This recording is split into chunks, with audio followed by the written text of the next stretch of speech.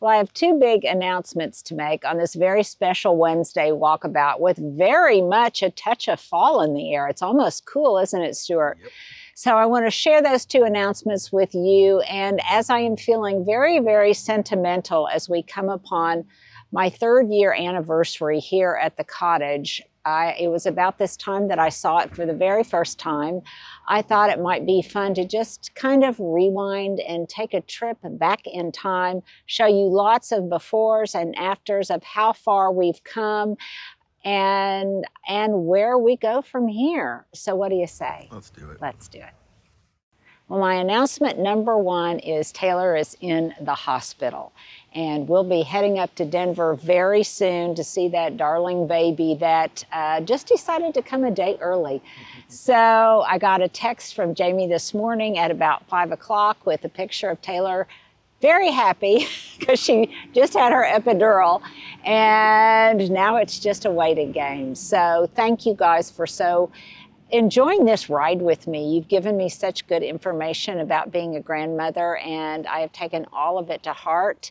I want to show you a very, very special gift that one of you made that I'll be taking up to Taylor and Jamie this weekend. But before we do that, I want to show you that I have my window box planted. Now, it's not maybe as rich with color as it will be in a week or two, but I did transplant the 2 Skylight Better boxwoods, my favorite blight-resistant boxwood, into each section of the window box. And those of you who wanted it to be symmetrical, well, it's more symmetrical now, so there you go. I took one of them, I robbed Peter to pay Paul, I took one of them from right here, and I've plopped in a white mum in its place, and the other one I took from a container on the back stoop. So I think it looks nice. I can't wait for these chrysanthemums to come out in all their limey green glory, and then I just tucked in a few pumpkins, and eventually, here's my first question of the day: should I plant tulips in the window box, or should I just stick with pansies and seasonal color? I think I did tulips last year and maybe even some daffodils, and they did so-so. So I'm trying to decide what I want to do this year. So what we might do, in fact, Stuart, and here are the 2 euonymus that used to be in the window box that are now replaced by the Better boxwood. And I think they'll have a lot more room to flourish back here. I love the way they really have a stately presence here on the alley bed. And I think it makes all the difference in the world. They will be far happier. And if they're happy, I'm happy. And I believe I mentioned to you earlier that I was going to add some perennials and a couple of blooming shrubs from White Flower Farm. And we will put a depiction of all of those up here. They basically are on the east side of the upper terrace. And amongst them, let's just show some pictures. I planted some Bright Eyes phlox, tall phlox, some David, which is white, tall phlox. The Bright Eyes is pink. I also added a couple of Weigela Sonic Bloom in pink, and I think they will be absolutely beautiful, or Sonic Pink Bloom. And I also planted, well, it's just something else that I want to show you a little bit later. So we got those into the ground yesterday. I've still got some mulching to do. Once everything is in place, I will show that to you. But it makes me feel secure knowing that all of those are tucked in. Even if I move them a little bit later, they're tucked in for now. They won't dry out in their containers, and I wanted to get them in the ground as soon as possible. So thank you, White Flower Farm.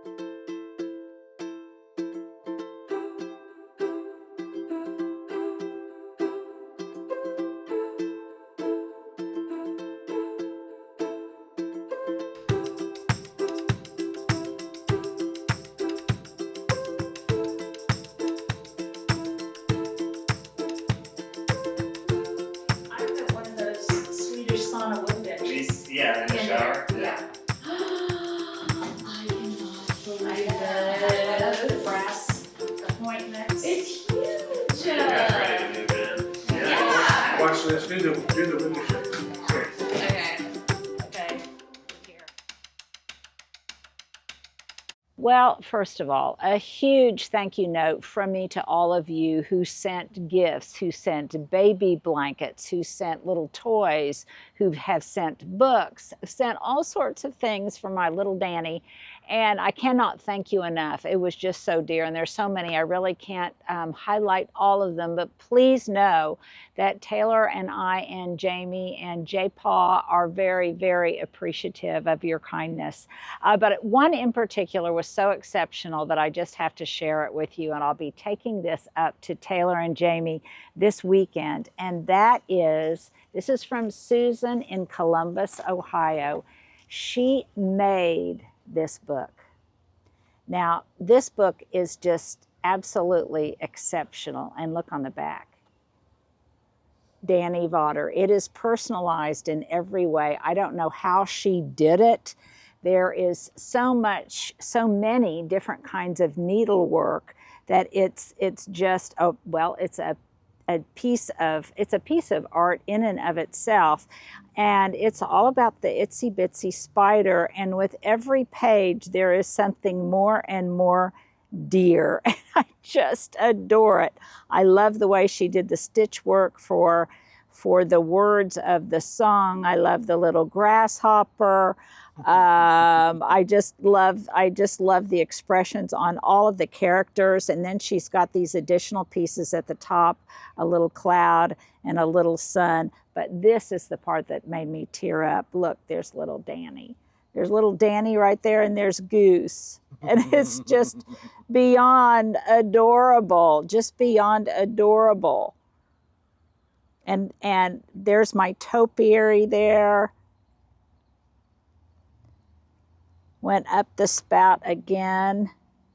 And then this part just blew me away. Look, there's Goose, there's Danny, but on a couple of pages, there is a replica of their house, of their darling Tudor house in Denver, down to the thunder flag hanging on the flagpole.